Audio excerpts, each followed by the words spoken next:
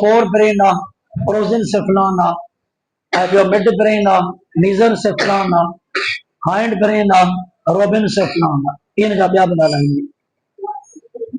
Fore brain बाक़ी ॿिनि parts खां वॾे वॾो part fore brain mid brain खां बि हाइंड ब्रेन खां बि टिनी मां नंढे में नंढो पार्ट वरी मिड ब्रेन पहिरें नंबर ते वॾो पार्ट फोर ब्रेन पोइ ॿिए नंबर ते वॾो पार्ट हाइंड ब्रेन नंढे में नंढो पार्ट वो मिड ब्रेन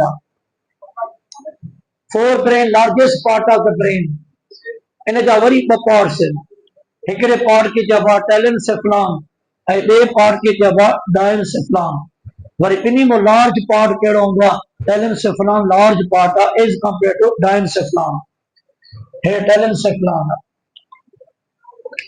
जेको टेलेंसेफलॉन आहे इहो मुश्तमिल आहे ॿ लार्ज हेमिस्फीयर ते मुश्तमिल आहे हिन खे हेमिस्फीयर था सॾनि हेमिस्फीयर जो मतलब है हाफ सर्किल है भी हाफ सर्किल है भी हाफ सर्किल हेमिस्फीयर मतलब half circle hemisphere right hemisphere left hemisphere बिनी हेमिस्फीयर के कंबाइन करे चइबो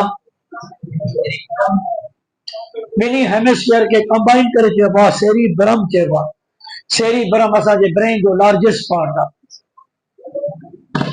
आहे वरी पोइ पढ़ंदासीं नेक्स्ट स्लाइड में जो सेरिब्रम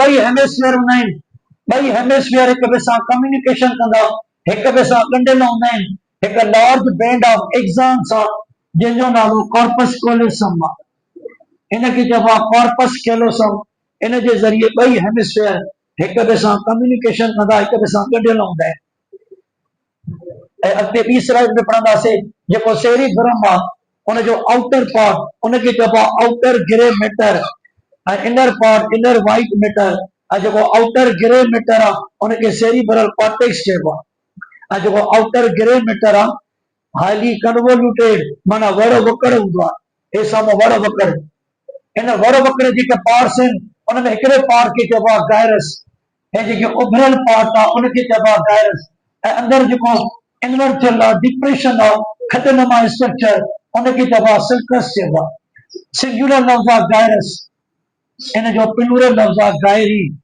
जेको उभरियल पार्ट आहे इन खे चइबो गायरस ऐं जेको डिप्रेशन आहे इन खे चइबो सिल्कस ऐं इन जो प्लूरल लफ्ज़ हूंदो आहे सुल्की या सुल्काए हूंदो आहे ऐं वरी किताबनि में ईअं बि लिखियल आहे त जेको राइट हेमिस्फीयर आहे लेफ्ट खे कंट्रोल कंदो आहे लेफ्ट हेमिस्फीयर राइट खे कंट्रोल कंदो आहे उन जो रीज़न इहो आहे त जेके न्यूरॉन्स जेके नर्व्स आहिनि जेके राइट साइड वारो आहे वो लेफ्ट में राइज थींदी आहिनि ऐं जेको लेफ्ट हेमिस्फीयर आहे उन जो न्यूरॉन राइट में राइज थींदी आहिनि जंहिंजे करे अपोजिट डायरेक्शन वारे खे कंट्रोल थो करे लिखो त के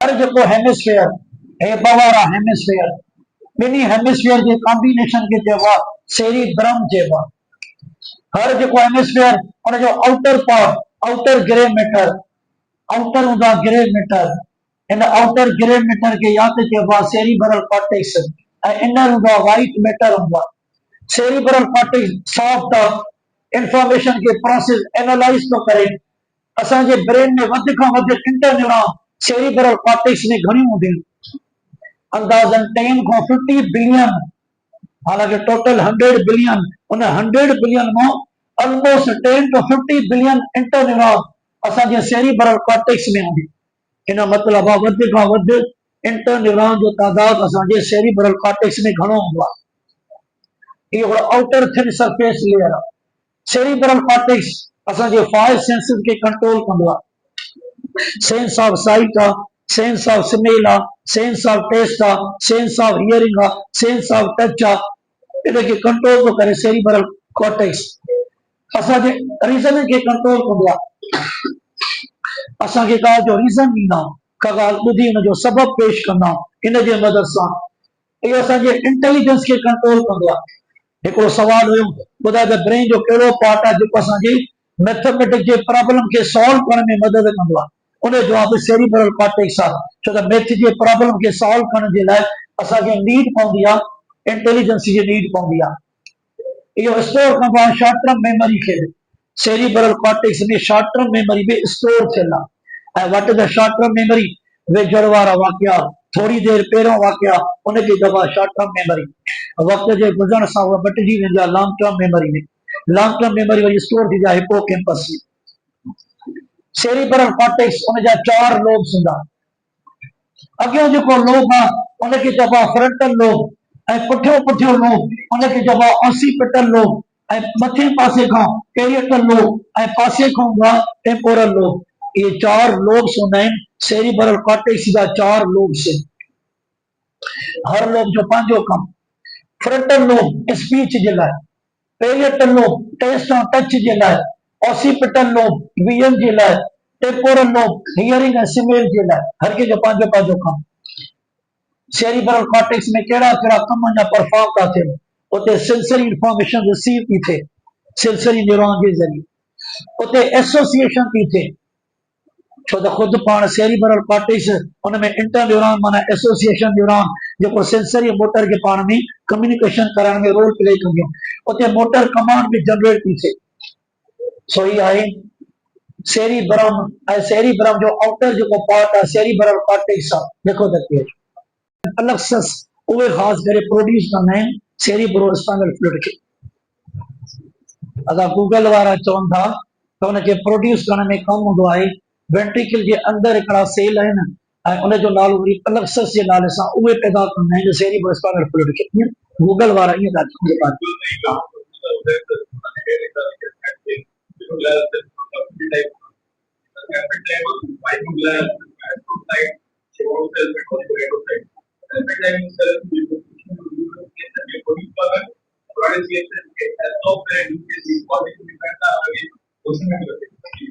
और उते इहो बि लिखियल हुयो त जेका ब्लड असांजी फिल्टर थियण वेंदी आहे न असांजे ब्रेन में इहे वरी ख़ासि जेके अलक्सस सेल उन ब्लड में फिल्टर कंदा आहिनि लिफ लाइक लिक्विड ऐं उन मां ठहंदी आहे वरी सेरिब्रोस्पाइनल फ्लूइड।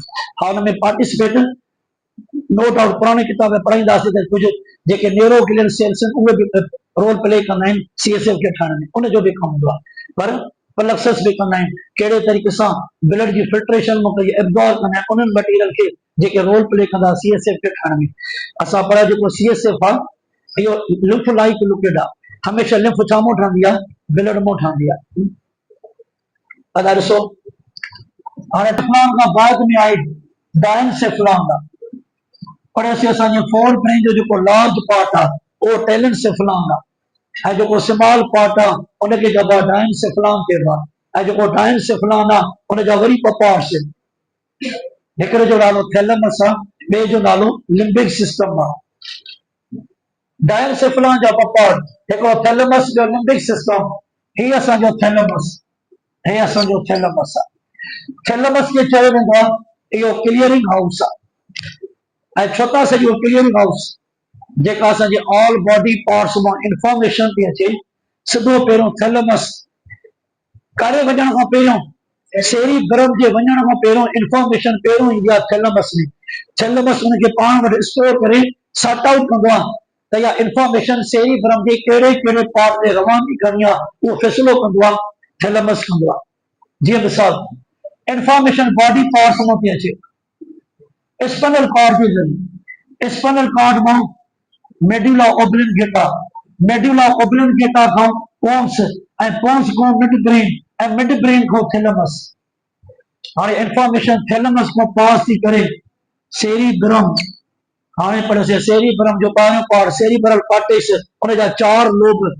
इहा इंफॉर्मेशन कहिड़े कहिड़े लोब ॾे वञणी आहे उनजो फ़ैसिलो केरु कंदो आहे थैलेमस उनजो फ़ैसिलो कंदो आहे। थैलेमस खे चइबो आहे मेजर इंटीग्रेटिंग सेंटर बि आहे। इंफॉर्मेशन खे पाण वटि रखे बि थो स्टोर बि थो करे। अञा गूगल वारा चवनि था सिंध किताब अञा नथो थिए। गूगल वारा चवंदा इहो मेन असांजो रिले सेंटर आहे।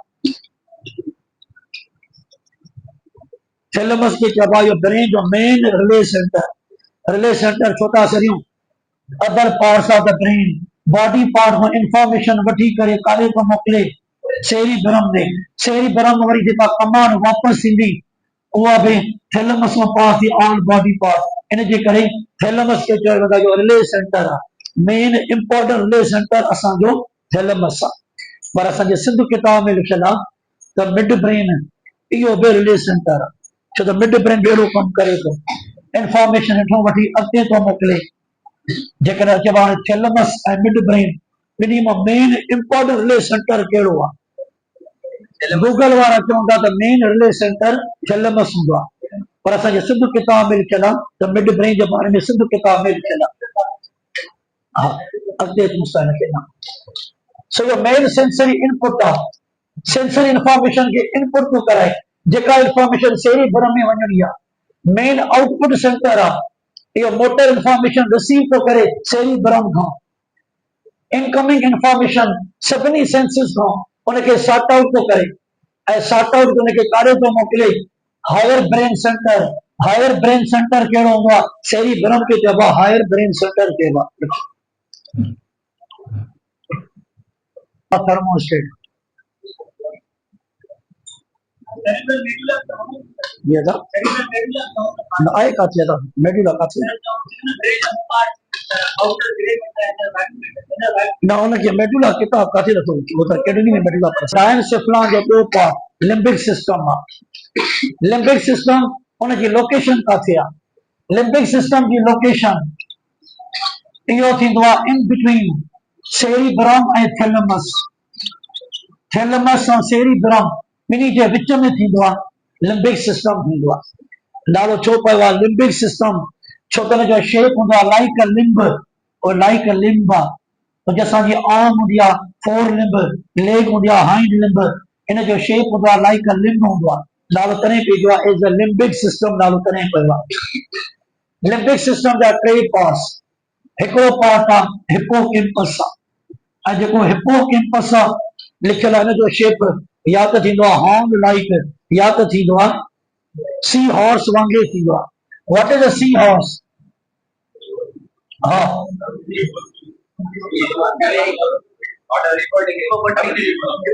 इहो कहिड़े क़िस्म जो एनिमल आहे?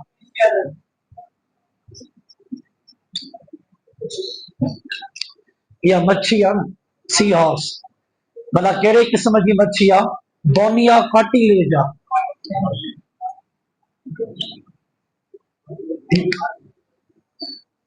सी हॉर्स जेका फिश आहे नेचर में बोनी फिश आहे, ऐं पढ़ियो आहे त जेके बोनी फिशिस हूंदियूं आहिनि उहे समुंड में बि हूंदियूं, दरिया जे पाणी में बि हूंदियूं, पर जेका कार्टिलेज फिश आहे उहा सिर्फ़ हूंदी आहे समुंड में हूंदी आहे, दरिया में न हूंदी आहे। पर सो जेका सी हॉर्स आहे फिश आहे इहा बोनी फिश आहे। उन वांगुरु शेप हिपोकैम्पस जो। वरी ॿियो पार्ट आई पेयर जी तादाद में राउंड स्ट्रक्चर, या लिखियल आहे बादामी नमा स्ट्रक्चर, इनखे चइबो आहे एमीगेडला चइबो आहे। इन जो नालो एमीगेडला। मुख़्तलिफ़ असांजे फीलिंग्स खे कंट्रोल। हिकिड़ो पार्ट आहे हाइपोथैलेमस, जेको थैलेमस जे हेठां हूंदो आहे उनखे चइबो आहे हाइपोथैलेमस। नोट कयो इन सभिनी जा फंक्शन डिटेल में पढ़ो।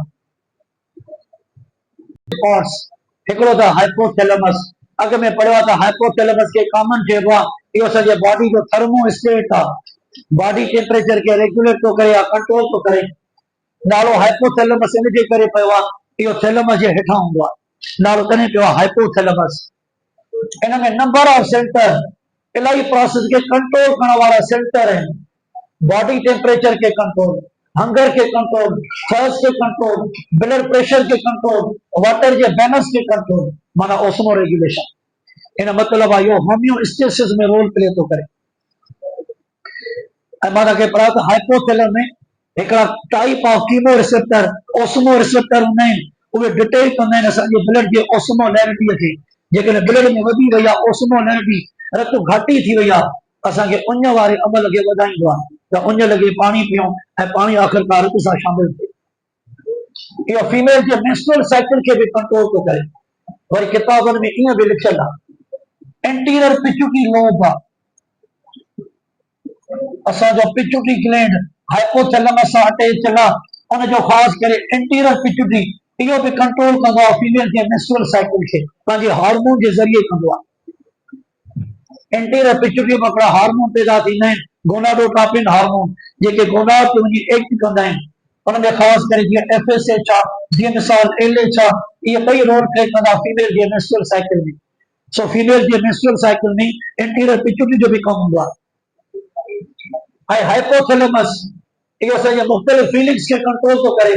कंट्रोल तो करे रेज के, हद खां वधीक शदीद गुस्सो कावड़ उनखे चइबो आहे रेज। इहो कंट्रोल कंदो आहे फियर खे, कंट्रोल कंदो आहे प्लेजर खे, कंट्रोल कंदो आहे सेक्सुअल फीलिंग्स खे। हाइपोथैलेमस या कुछ सीक्रेटरी सेल, उन सेल खे चइबो आहे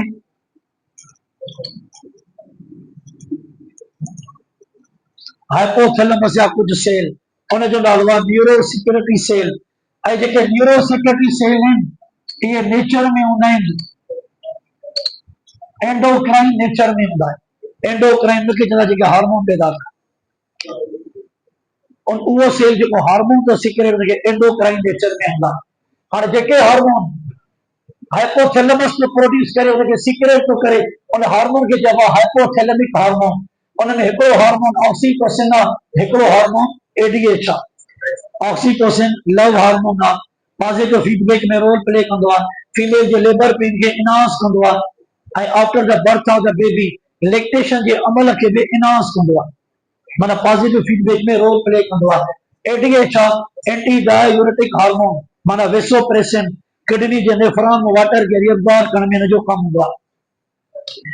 पिट्यूटरी ग्लैंड बि अटैच आहे हाइपोथैलेमस सां। एमिगडाला ऑलमंड शेप आहे, पेयर्ड आहे, थैलेमस जे ॿिन्ही पासनि खां आहे, असांजे मुख़्तलिफ़ इमोशन माना फीलिंग्स खे कंट्रोल कंदो आहे, जीअं प्लेयर खे, पनिशमेंट खे, सेक्सुअल फीलिंग्स खे, फियर खे ऐं लोनर खे। लोनर जो मतिलबु आहे के माण्हू अकेला ई पसंदि, सेंटर ते 7 बजे आया 10 ताईं कंहिंसां लफ़्ज़ न ॻाल्हाए चुप करे परे हलिया विया, इहा लोनर आहे। इहा सॼी फीलिंग्स आहे, ब्रेन थो कंट्रोल करे। हेटर रेज कावड़ खे कंट्रोल बि इहो थो करे। हिकिड़े किताब में लिखियलु हो, जेकॾहिं सपोज असां अमाई गेडला खे कढी था छॾियूं, असांखे कॾहिं बि न कावड़ ईंदी, न असांखे ख़ौफ़ ईंदो, न असांजी सेक्सुअल फीलिंग्स अराइज़ थींदी, इनखे कढी छॾण सां। हिपोकैम्पस आहे, हॉर्न लाइक स्ट्रक्चर आहे, यानी जो शेप हूंदो आहे सी हॉर्स लाइक। इहो कर्व बेक पिल हूंदो आहे अमाई गेडला जे। इहो रोल प्ले कंदो आहे लॉन्ग टर्म मेमोरी खे स्टोर करण में। इहो असांजे लर्निंग में बि मदद कंदो आहे। लर्निंग में मदद कीअं थो करे, असां हमेशह पंहिंजे पास्ट खे ॾिसी करे फ्यूचर जी प्लानिंग कंदा आहियूं। पास्ट मतिलबु लॉन्ग टर्म मेमोरी, इहो असांजे लर्निंग जे अमल में असांखे कमु थो अचे। ऐं जेकॾहिं बाय एक्सीडेंट असांजो हिपोकैम्पस जा टिश्यू जेके डैमेज था थियनि, असांखे डेमेंशिया लॉस ऑफ मेमोरी थींदी आहे। कोई डिसऑर्डर आहे, नर्वस डिसऑर्डर, जंहिंजो नालो आहे अल्ज़ाइमर्स डिज़ीज़। ऐं नालो अल्ज़ाइमर छो पियो आहे, जर्मनी जो हिकिड़ो साइकाट्रिस्ट हुयो जंहिंजो नालो एलोइस अल्ज़ाइमर, उन्हनि खे डिस्कवर कयो हुयो।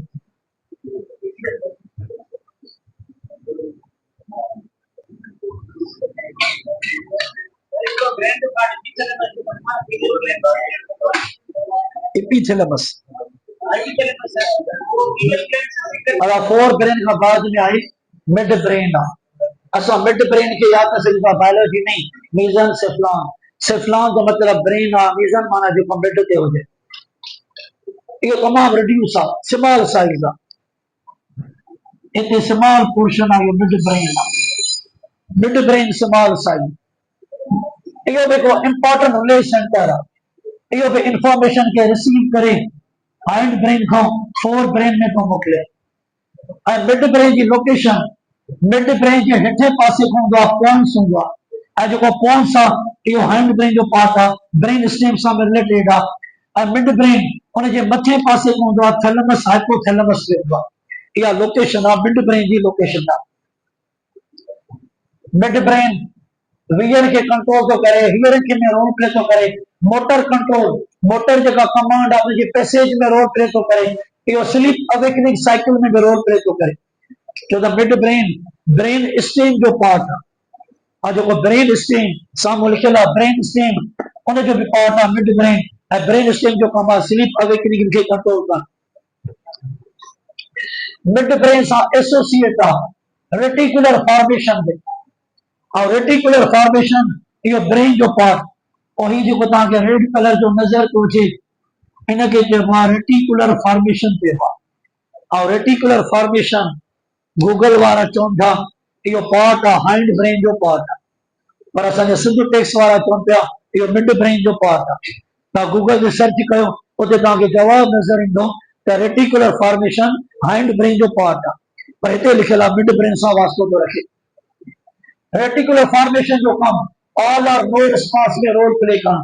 असां रोजमर्रा जिंदगी में कंहिंखे इग्नोर था कयूं, कंहिंखे रिस्पॉन्स था ॾियूं, इन जे मदद सां।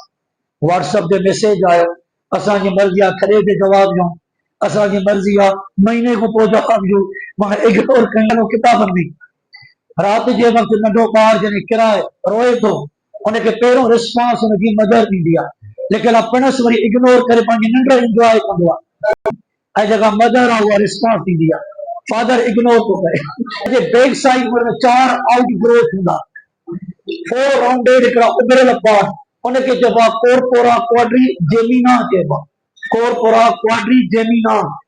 इहे मिड ब्रेन जे पोएं पासे को 4 हिकिड़ा आउट ग्रोथ, इहे 4 आउट ग्रोथ इन जो कम इहे बि विजन में रोल प्ले कंदा आहिनि, इहे हियरिंग में रोल प्ले कंदा आहिनि। लिखो था ब्रेन आहे जेके असां चऊं था बायोलॉजी में रोबिनसेफ्लॉन, इन जा 3 पार्ट्स मेडुला ओब्लिंगेटा ऐं पोन्स आहे, सेरिबेलम आहे।